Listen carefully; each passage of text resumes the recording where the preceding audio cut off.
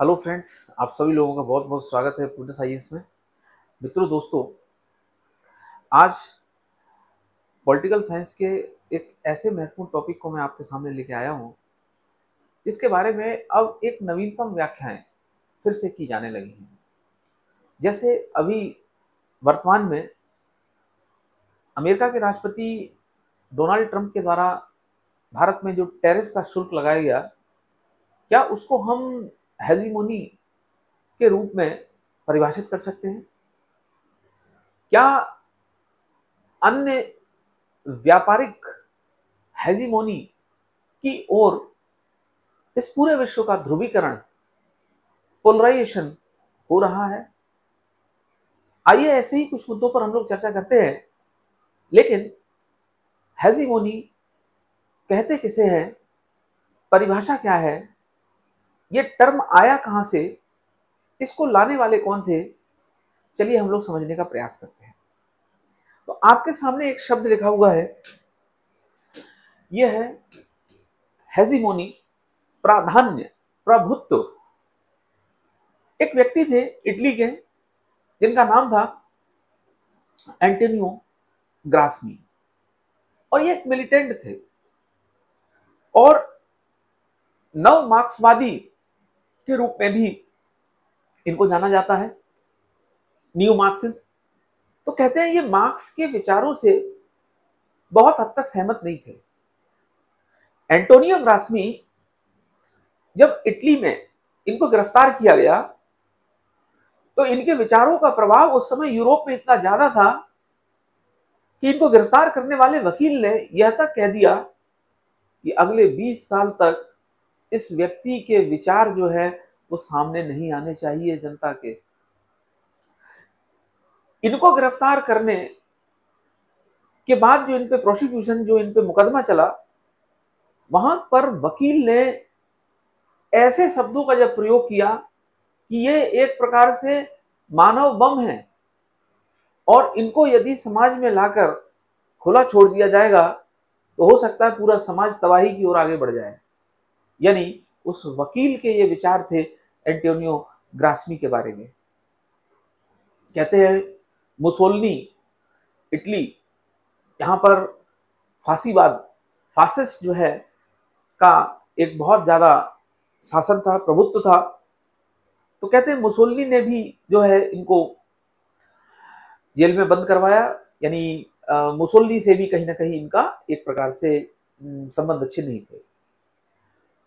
बात हमने शुरुआत की थी कि इन्हें नव मार्क्सवाद के रूप में जाना जाता है, एंटोनियो ग्रास्मी को। और आखिरकार ऐसी क्या बात इन्होंने कही कि इनके विचारों ने दुनिया में तहलका मचा दिया। इनको शुरू करने से पहले एक बात और कहने का प्रयास करूंगा कि दरअसल ये क्रांति करना चाहते थे, लेकिन उस समय इटली की परिस्थितियां या यूरोप की परिस्थितियां ऐसी नहीं थी कि इनके विचारों से क्रांति हो पाए।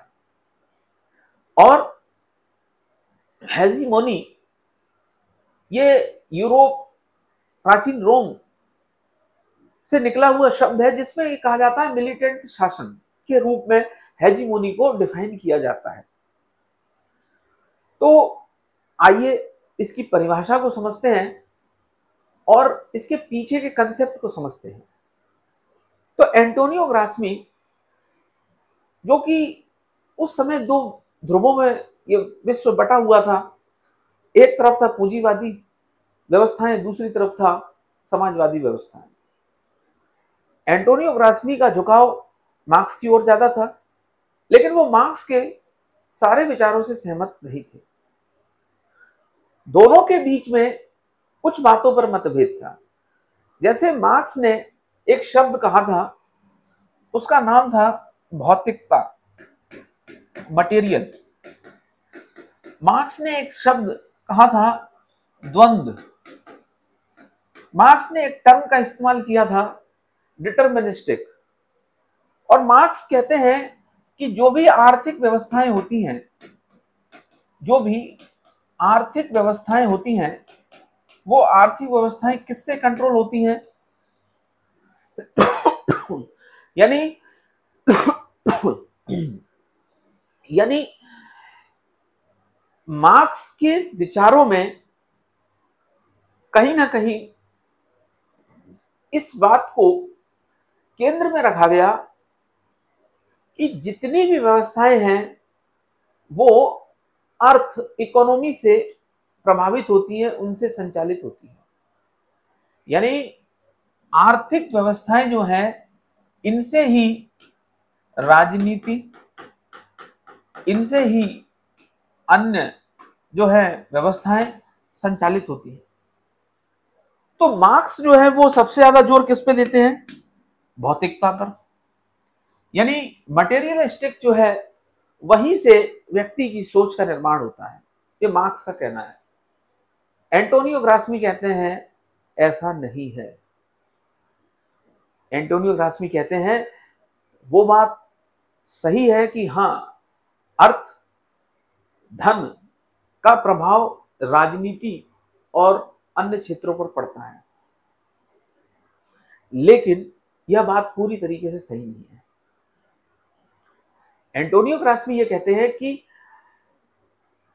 अर्थव्यवस्था के साथ साथ, धन के साथ साथ, भौतिकता, मटेरियलिस्टिक के साथ साथ एक कल्चर का भी इफेक्ट रहता है मनुष्य के ऊपर शासन करने में। और यहीं से वो एक टर्म को सामने लाते हैं जिसे कल्चरल हेजोमोनी कहा जाता है। तो यहां से वो एक टर्म लेकर आते हैं जिसे कल्चरल हेजीमोनी कहा जाता है। कल्चरल हेजीमोनी कहा जाता है। अब ऐसा इन्होंने क्यों कहा और इनके और मार्क्स के बीच में यहां पर क्यों विचारों में मतभेद था? एंटोनियो ग्रास्मी ये कहते हैं कि ऐसी चीज जो प्राकृतिक नहीं है, मनुष्य उनका विरोध जरूर करता है। जैसे कोई व्यवस्थाएं हैं, जैसे कोई शासन प्रणाली है, जैसे कोई लोकतांत्रिक प्रणाली है, मनुष्य इसका विरोध जरूर करेगा। लेकिन यदि जो चीज प्राकृतिक है उसको मनुष्य स्वीकार कर लेता है। प्राकृतिक क्या है? जैसे कोई आंधी, तूफान, बाढ़, फ्लड या कोई महामारी, यहां पर मनुष्य ये स्वीकार करता है कि प्रकृति का ही ये कहीं ना कहीं एक प्रकोप था और प्रकृति के कारण जो है ये विनाश हुआ। जैसे उत्तराखंड में बाढ़ आ गई, जैसे उत्तराखंड में भूस्खलन हो गया, जैसे कहीं पर भूकंप आ गया, अब उसमें कई सारे लोग मरे। तो मनुष्य जो है वो प्रकृति को दोष नहीं देगा, वो ये कहेगा कि प्राकृतिक कारणों से जो है ये घटनाएं घटी। लेकिन यदि वही सारी चीजें प्राकृतिक नहीं है, जैसे कोई शासन प्रणाली है, कोई विचारधारा है, तो मनुष्य उसका जरूर विरोध करेगा। यानी एंटोनियो ग्रास्मी क्या कहते हैं? जो नेचुरल है, जो प्राकृतिक व्यवस्थाएं होती हैं, उनका विरोध नहीं होता है। क्या कहते हैं? जो प्राकृतिक व्यवस्थाएं होती हैं, जो प्राकृतिक व्यवस्थाएं होती हैं, जो प्राकृतिक व्यवस्थाएं होती हैं, इनका विरोध नहीं होता है। इनका विरोध नहीं होता है। इनका विरोध नहीं होता है। यह बात कौन कह रहे हैं? एंटोनियो ग्रास्मी कहते हैं। यानी प्रकृति मूलक जो सिद्धांत होते हैं, प्रकृति मूलक जो चीजें होती हैं, उनका विरोध नहीं है। तो कार्ल मार्क्स और एंटोनियो ग्रास्मी के बीच में इन्हीं बातों पर अंतर था। कार्ल मार्क्स कहते हैं कि सारी चीजें किससे निर्धारित होती है? भौतिकता से, अर्थ से। एंटोनियो ग्रास्मी कहते हैं कि नहीं, इसमें एक फैक्टर और योगदान देता है, उसका नाम है कल्चरल हेजीमोनी।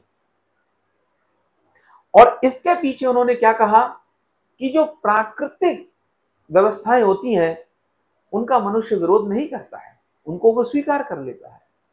तो कहते हैं यदि आपको सोसाइटी में डोमिनेंस करना है और सोसाइटी में एक बहुत बड़े वर्ग को, यानी जिसे प्रोलियंट जो है प्रोलियंट कहा जाता है, या जिसे बुर्जुआ वर्ग कहा जाता है, या जिसे सर्वहारा वर्ग कहा जाता है,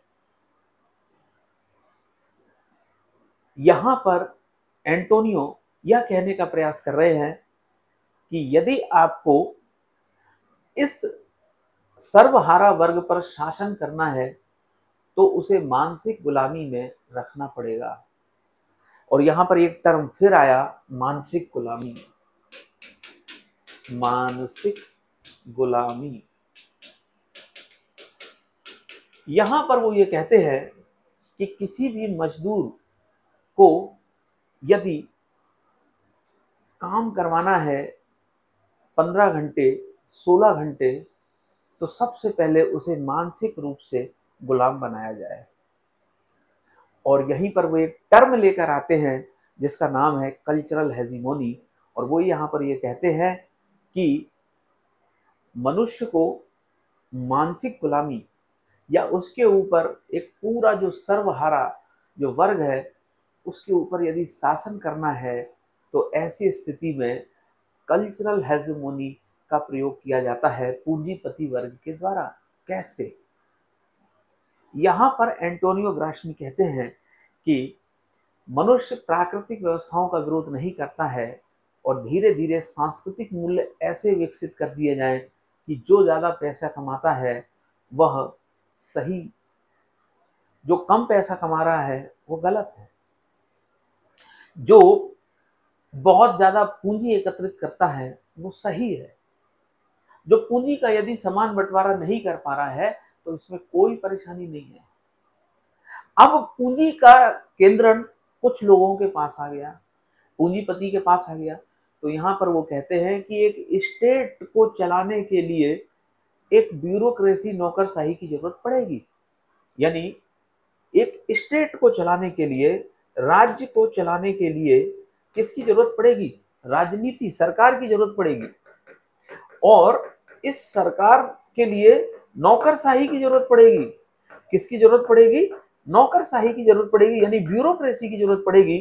तो यहाँ पर एंटोनियो यह कहने का प्रयास करते हैं कि इसके लिए जो राज्य है, उस राज्य में जो पूंजीपति वर्ग है उसे अपनी संपत्ति, उसे अपने पूंजी की रक्षा करनी है, तो उसे किसकी आवश्यकता पड़ेगी? उसे जो है एक बड़े नौकरशाही, एक बड़े जो है उसे ब्यूरोक्रेसी की आवश्यकता पड़ेगी, एक बड़े जो है सरकारी तंत्र की आवश्यकता पड़ेगी, नौकरशाही की आवश्यकता पड़ेगी। और उसके लिए सिविल सोसाइटी के माध्यम से लोगों के बीच में पूंजीपति की विचारधारा को क्या किया जाएगा? स्वीकार किया जाएगा। और इसके माध्यम से जो पूंजीवादी विचारधारा है, पूंजीवादी जो विचारधारा है, पूंजीवादी विचारधारा जो है, इसको क्या किया जाएगा? पूंजीवादी विचारधारा को एक्सेप्टेंस, इसको जो है स्वीकार करवाया जाएगा। यानी फिर से बोल रहा हूं मैं, एंटोनियो ग्राशमी कहते हैं कि यदि मनुष्य को मानसिक गुलामी बनाए रखनी है, मनुष्य को 24 घंटे में से मैक्सिमम घंटे काम करवाना है, तो उसे मानसिक गुलाम बनाना पड़ेगा। एंटोनियो ग्राशमी कहते हैं इसके लिए कल्चरल हेजोमोनी का प्रयोग किया जाता है। यानी मनुष्य विरोध किसका करता है? जो प्राकृतिक नहीं है, जो व्यवस्थाएं प्राकृतिक नहीं होंगी, कोई विचारधारा है, कोई शासन तंत्र है, उसका विरोध करेगा। लेकिन जो कोई प्राकृतिक घटनाएं होती हैं, जैसे बाढ़ है, भूकंप है, इनसे कोई नुकसान होगा तो मनुष्य इसका विरोध नहीं करेगा। वो यही कहेगा जैसी ईश्वर की इच्छा, जैसी प्रकृति की इच्छा, इतने लोग मर गए, कोई बात नहीं, क्योंकि ऊपर वाले की जैसी इच्छा। यहां पर एंटोनियो ग्राशमी कहते हैं कि पूंजीपति भी यही चाहता है कि उसने जो अतिरिक्त पूंजी एकत्रित कर रखी है, उस पूंजी की रक्षा कैसे की जाए। उसके लिए एक नौकरशाही, एक ब्यूरोक्रेसी ढांचे को लाना पड़ेगा। उसके माध्यम से, सरकार के माध्यम से, जो है पुलिस और कानून के माध्यम से क्या किया जाएगा? संपत्ति की रक्षा की जाएगी। और फिर सिविल सोसाइटी के माध्यम से लोगों तक, यदि मीडिया है, प्रेस है, सिविल सोसाइटी है, उसके माध्यम से सिविल सोसाइटी है, सिविल सोसाइटी है, सिविल सोसाइटी है, मीडिया है, प्रेस है, इसके माध्यम से लोगों तक यह बात पहुंचाई जाएगी कि यह पूंजीवादी व्यवस्था सही है। संपत्ति को एकत्र करना बुरी बात नहीं है, अतिरिक्त पूंजी, अतिरिक्त लाभांश को जमा करना बुरी बात नहीं है। संपत्ति का यदि बंटवारा समान रूप से नहीं किया जाता है तो यह गलत नहीं है। संपत्ति का केंद्र एक स्थान पर यदि होता है तो इसमें कोई बुराई नहीं है। धीरे धीरे व्यक्ति उसको स्वीकार कर लेगा और इसे वह अपनी नियति मान लेगा कि हाँ, 15 घंटे 18 घंटे काम करना कोई बुरी बात नहीं है।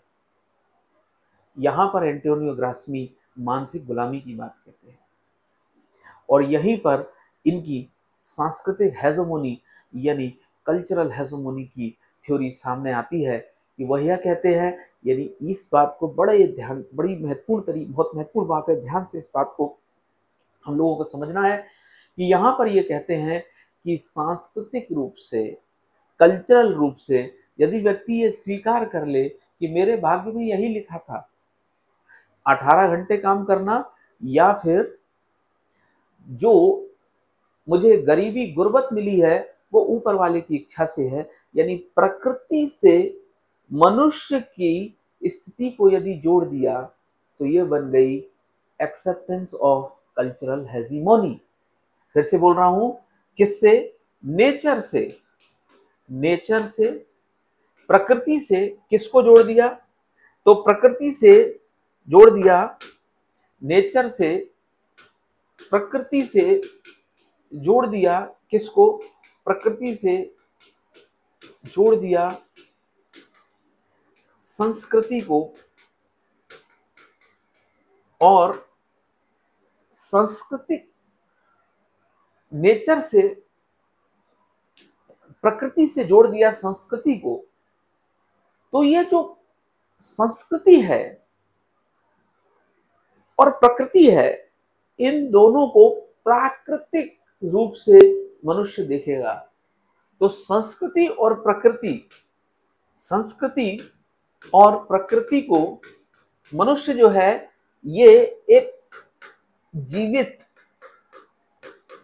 प्राकृतिक व्यवस्था, जीवित प्राकृतिक व्यवस्था, जीवित प्राकृतिक व्यवस्था के रूप में देखेगा। यानी ये जो है एक लिविंग इकोसिस्टम, एक जो है लिविंग व्यवस्था के रूप में, जैविक व्यवस्था के रूप में, लिविंग जैविक व्यवस्था, जैविक व्यवस्था के रूप में यह जो है जनता के बीच में, लोगों के बीच में पहुंचा दिया जाएगा। यानी देखिए कितनी शानदार बात कही है एंटोनियो ग्रास्मी ने। वो ये कहते हैं कि यदि संस्कृति, संस्कृति को, संस्कृति का मतलब ये कि मनुष्य इतने घंटे काम करता है, या उसके जीवन में कोई बुरी स्थिति आ जाती है, या कोई गरीब है, कोई फकीर है, कोई शोषित है, कोई वंचित है, तो वो ऊपर वाले की कृपा से है। मनुष्य जब ये स्वीकार कर लेगा, और स्वीकार कैसे करेगा? स्टेट के माध्यम से, सिविल सोसाइटी के माध्यम से, मीडिया के माध्यम से, और यहां पर कौन कार्य कर रहा है? पूंजीपतियों की विचारधारा। जब मनुष्य ने यह स्वीकार कर लिया कि मेरे भाग्य में ही था गरीबी, मेरे भाग्य में ही था गुर्बत, मेरे भाग्य में ही था इस प्रकार की जीवन में घटना घटना, तो वह व्यवस्था बन गई संस्कृति और प्रकृति, यानी यह एक जैविक व्यवस्था बन गई। यानी कल्चरल डोमिनेंस का मतलब यही हुआ कि प्राकृतिक व्यवस्थाओं को मनुष्य विरोध नहीं करता है। जैसे एक एग्जांपल देता हूं, एक राजा था इतिहास में बलवन, और बलवन ने अपना राजत्व का सिद्धांत दिया, थ्योरी ऑफ जो है किंग। उस थ्योरी में बलवन ये कहता है कि जो राजा होता है वो ईश्वर का प्रतिनिधि होगा, इस संसार में। यानी अल्लाह खुदा के बाद अगला जो नंबर है वो राजा का ही आता है। पैगंबर के बाद इस धरती पे सबसे बड़ा व्यक्ति कौन है? राजा है। यानी राजा का संबंध किससे जोड़ दिया? ईश्वर से, गॉड से, खुदा से, अल्लाह से। तो इसका मतलब क्या है? वह जो कल्चर है उस कल्चर का रिलेशन किससे जुड़ गया? वह जो कल्चर है, इस कल्चर का रिलेशन ईश्वर से जुड़ गया। यानी हमने इसको प्राकृतिक व्यवस्था नहीं, हमने जो है इसको एक ईश्वर बनी प्राकृतिक तो व्यवस्था है ही, इससे भी बढ़कर इसको हमने ईश्वरीय व्यवस्था के रूप में स्वीकार कर लिया। तो जब मनुष्य राजा को ईश्वर का प्रतिनिधि मानेगा, नियामते खुदाई जिल्ले लाई मानेगा, तो राजा की आज्ञा का विरोध करने से पहले वो 10 बार सोचेगा। आम पुरुष है, जो कॉमन मैन है, वो 10 बार सोचेगा कि यदि मैं अपने राजा की बात नहीं मानूंगा तो मैं अपने खुदा के साथ अन्याय करूंगा, मैं अपने खुदा की बात का जो है अवहेलना करूंगा। तो प्राकृतिक व्यवस्थाओं में एक बार फिर राजा को ईश्वर के साथ जोड़ दिया। एंटोनियो ग्रास्मी भी क्या कर रहे हैं? यही करने का प्रयास कर रहे हैं कुछ कुछ, कि वो ये कहते हैं कि पूंजीपति जो वर्ग है वो स्टेट के माध्यम से वो ब्यूरोक्रेसी के माध्यम से वो क्या करता है? अपनी पूंजी की रक्षा करता है। और इस रक्षा में एक बहुत बड़ा फैक्टर योगदान देता है जिसको उन्होंने कहा कल्चरल हेजीमोनी। और कल्चरल हेजीमोनी का मतलब क्या है? संस्कृति और प्रकृति को आपस में जोड़ दिया। यानी जब एक जैविक व्यवस्था बन जाएगी, संस्कृति को प्रकृति से जोड़ दिया, तो प्रकृति का जो विरोध है वो जनता नहीं करती है। क्यों? क्योंकि मनुष्य बाढ़, भूकंप या कोई अन्य आपदा आती है तो वो ये कहता है कि ये जो है प्रकृति का प्रकोप है, इसमें किसी का क्या बस चलेगा। ठीक उसी प्रकार मनुष्य के जीवन में कोई गरीबी, कोई गुर्बत, कोई बुरा समय आए तो वो यही कहेगा कि जैसी ऊपर वाले की इच्छा। यानी यदि मैं गरीब हूँ, यदि मैं किसी प्रकार से वंचित हूँ, शोषित हूँ, दलित हूँ, या कोई एक प्रकार से शोषण का अंश हूं, तो ऊपर वाले की वजह से मैं ऐसा हूं। यानी शोषण में उसे आनंद आने लगेगा। जितना ज्यादा शोषण होगा उसे उतना ज्यादा आनंद आएगा। और दूसरी चीज आपको ये बात समझनी है कि यहां पर कल्चरल जो हेजीमोनी की बात कही जा रही है उसमें सबसे बड़ी बात क्या है? मनुष्य को प्रकृति के माध्यम से पूंजीवादी व्यवस्था की विचारधारा के साथ जोड़ देना। अपने शब्दों को फिर से रिपीट कर रहा हूं, मनुष्य को प्रकृति के माध्यम से यानी प्राकृतिक व्यवस्था के रूप में पूंजीवादी व्यवस्था के साथ जोड़ देना। यानी पूंजीवादी व्यवस्था को एक प्राकृतिक व्यवस्था का रूप दे देना। तो पूंजीवादी व्यवस्था कैसी बन जाएगी? जैविक प्राकृतिक व्यवस्था। ये कैसी व्यवस्था बन जाएगी? पूंजीवादी व्यवस्था। पूंजीवादी व्यवस्था। तो अब ऐसी स्थिति में यदि कोई जीवन भर गरीब रहे, जीवन भर यदि किसी का शोषण होता रहा है, तो बस वो यही कहेगा कि मैं टाटा, अंबानी, बिड़ला, फलाना जो है उद्योगपति नहीं हूं, मेरी किस्मत में तो सिर्फ इतना ही था और यही लेके आया था और यही लेके चला जाऊंगा। वो ये कहेगा कि गरीबी गुर्बत तो मेरी किस्मत में थी। इसका मतलब अब वो विरोध नहीं करेगा। जबकि एंटोनियो ग्रास्मी क्या कह रहे हैं? नो, ये मानसिक गुलामी है। ये आपके दिमाग में विचारधारा को धीरे धीरे धीरे धीरे इस प्रकार से सेट कर दिया गया है कि अब तुम बुराई, आलोचना या फिर उस विचारधारा का विरोध कर ही नहीं सकते। कई 100 सालों में धीरे धीरे धीरे धीरे ये जो सर्वहारा वर्ग है इसको इस प्रकार से मानसिक गुलामी की ओर धकेल दिया कि अब उसने इन व्यवस्थाओं को प्राकृतिक रूप में स्वीकार कर लिया। और जो व्यवस्थाएं प्राकृतिक रूप में जो व्यवस्थाएं होती हैं, मनुष्य उसका विरोध नहीं करता। जैसे थोड़ी देर पहले मैंने कहा, बाढ़ है, भूकंप है, अन्य चीज है। ये प्राकृतिक व्यवस्था है, मनुष्य इनका विरोध नहीं करेगा। मनुष्य जो है वो गैर प्राकृतिक कृत्रिम व्यवस्थाओं का विरोध करता है। जैसे कोई व्यवस्था है, जैसे कोई सरकार है, जैसे कोई विचारधारा है, जैसे कोई लोकतंत्र की कोई व्यवस्था है, मनुष्य इनका विरोध करेगा। तो यह जो है इतना जो है जबरदस्त तरीके से एंटोनियो ग्रास्मी ने जब इस विचारधारा के रूप में एक वो क्रांति करना चाहते थे यूरोप में, इटली में, हालांकि उस समय की परिस्थितियां ऐसी नहीं थी तो वो हो नहीं पाया। लेकिन यदि थोड़ा सा और पहले का समय होता तो आज जिस प्रकार हम कार्ल मार्क्स को पढ़ते हैं, आज जिस प्रकार हम लेनिन को पढ़ते हैं, माओ को पढ़ते हैं, उस प्रकार हम एंटोनियो ग्रास्मी को भी एक विश्व में क्रांतिकारी और क्रांति उत्पन्न करने वाले नेता के रूप में पढ़ते। हालांकि थोड़ा सा समय जो है उनने उनका साथ नहीं दिया, अदरवाइज ये एक बहुत बड़ी क्रांति को जन्म देना चाहते थे। तो इन्होंने कितनी बड़ी बात कही एंटोनियो ग्रास्मी ने, और मार्क्स के विचारों से, इसीलिए इनको नव मार्क्सवादी के रूप में भी जाना जाता है। मार्क्स ने तो कहा कि भाई मनुष्य का जो शोषण है, उसके शोषण के पीछे एक ही कारण है, वो है आर्थिक, इकोनॉमी।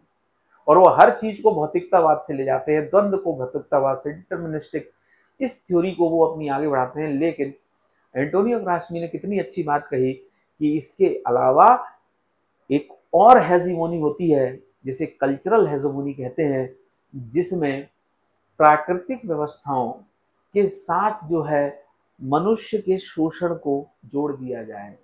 यानी पूंजीवादी विचारधारा के अंतर्गत, कल्चरल व्यवस्थाओं के अंतर्गत इसको शामिल कर दिया जाए। प्राकृतिक व्यवस्था यानी संस्कृति और प्रकृति को जोड़ दिया जाए। यानी संपत्ति का केंद्रण बुरी बात नहीं है, अतिरिक्त पूंजी को इकट्ठा करना बुरी बात नहीं है, अधिक से अधिक जमीन, अधिक से अधिक बड़े कारखाने, अधिक से अधिक उद्योगीकरण यदि कोई एक व्यक्ति करे तो उसमें कोई बुरी बात नहीं है। और अब किसी के हिस्से में केवल मजदूरी आ रही है, केवल छोटी सी यदि कोई नौकरी या कोई छोटी सी जो है आजीविका चलाने वाली चीजें सामने आती हैं, तो वो व्यक्ति ये स्वीकार कर लेगा कि ये जो है मेरे भाग्य में था। वो ये स्वीकार कर लेगा कि ईश्वर ने शायद इसी प्रकार मेरी कहानी लिखी हुई है।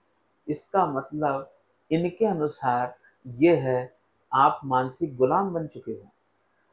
और इसे ही उन्होंने कल्चरल हेजीमोनी के रूप में कहा कि मनुष्य किसका विरोध नहीं करता है, जो प्राकृतिक व्यवस्थाएं हैं। और देखिए बलबन ने कितनी अच्छी बात कही कि नियाबते खुदाई जिल्ले इलाही, ईश्वर जो है वो उस अल्लाह खुदा पैगंबर के बाद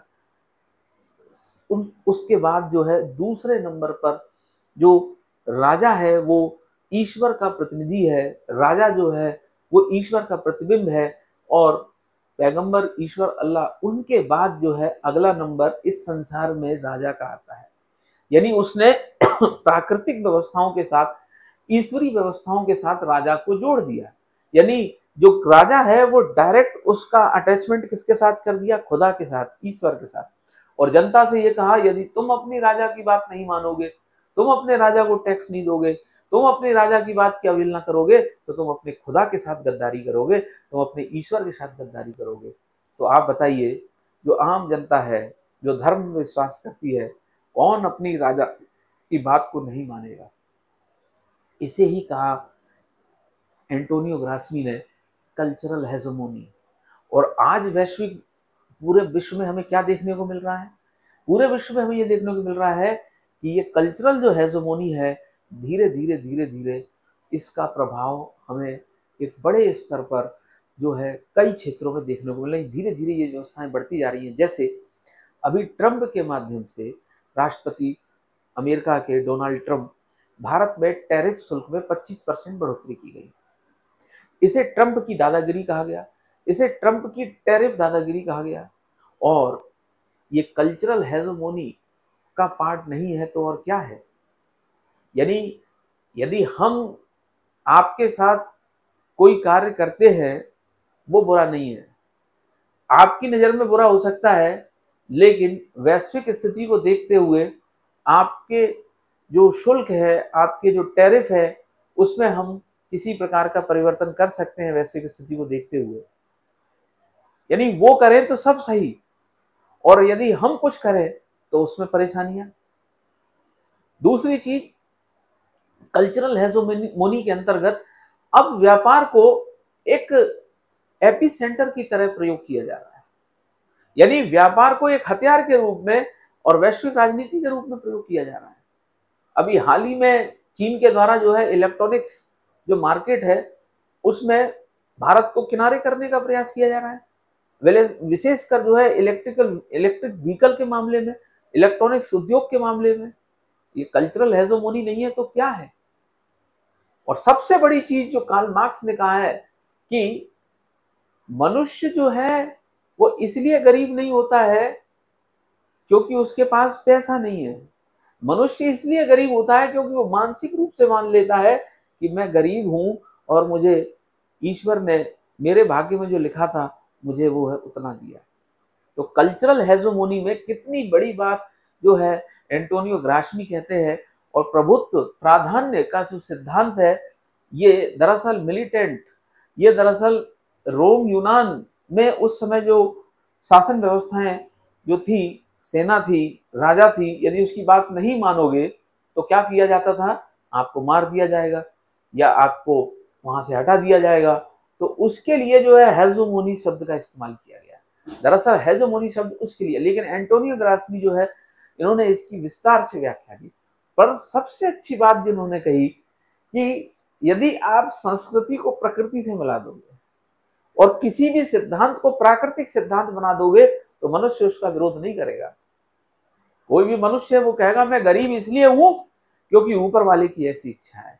कोई भी मनुष्य कहेगा कि मेरे हिस्से में सिवाय दुख और कष्ट के अलावा कुछ नहीं है क्योंकि ऊपर वाले की ऐसी इच्छा है।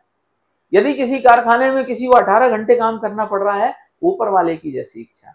यदि किसी को एक करोड़ रुपए एक महीने के मिल रहे हैं और किसी को 1000 रुपए एक महीने के मिल रहे हैं, तो वो 1000 वाला जो सर्वहारा वर्ग है, प्रोलेट वर्ग जो है, वो कहेगा ऊपर वाले की जैसी इच्छा। यानी यदि यह बात किसी के दिमाग तक आ जाए तो समझ लेना कि कल्चरल हेजोमोनी सक्सेसफुल हो गई। और पूंजीवादी जो व्यवस्था है उसका एक बड़ा हथियार है कल्चरल हेजोमोनी। यानी आपके दिमाग तक यह बात पहुंचा दी कि आप गरीब इसलिए हो क्योंकि आपके भाग्य में कुछ नहीं है।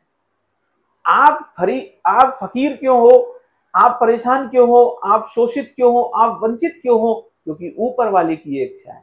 प्राकृतिक सिद्धांत से जब संस्कृति को जोड़ दिया, इसी को कल्चरल हेजोमोनी कहा जाता है। कितनी अच्छी बात की है एंटोनियो ग्राशमी ने, इनकी जितनी तारीफ किया है इसके लिए उतना कम है। तो मुझे लगता है बहुत सारी बातें मैंने आपके साथ डिस्कस की है। आज के लिए इतना ही। हम लोग फिर नए टॉपिक और नए मुद्दों के साथ आएंगे।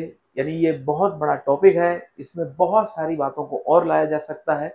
वर्तमान में वैश्विक मुद्दों को लेकर, प्रभुत्व को लेकर, और प्रभुत्व जो है इसको परिभाषित करने के लिए बहुत सारी बातें कही जा सकती हैं। मुझे लगता है आज हम इसी टॉपिक तक सीमित रहते हैं।